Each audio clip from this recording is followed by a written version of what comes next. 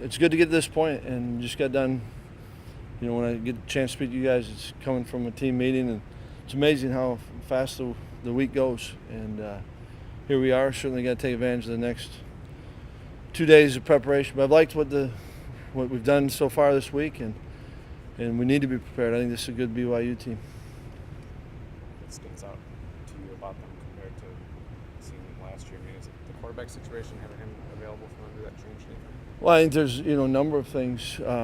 Two different teams playing, right? And you got some of the same players that have played in that game, but it's offensively, certainly the quarterbacks play a lot of games. A good quarterback, and they're different than they were last year, and defensively, I think it's a good scheme, and we got a number of players that have played, so they have experience, and it's going to be a physical game. Well, their tight end, I think, was a freshman All-American last year, but didn't do much against you guys. Right. You guys had success against tight ends last year. Do you have the same type of personnel to be able to control tight ends that you did a year ago, or not? It's so. I think it matters so much too, and that tight end and what they're trying to do with it. It's not like last year's defense was geared for tight end, and I think it also.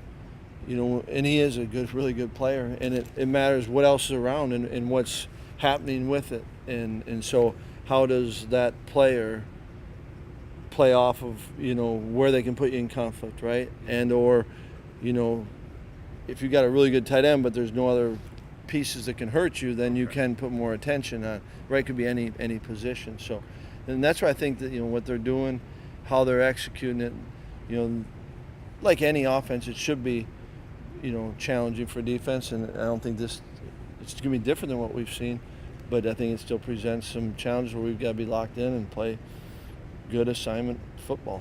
Was Jamerson one of the guys who helped you against tight ends last year?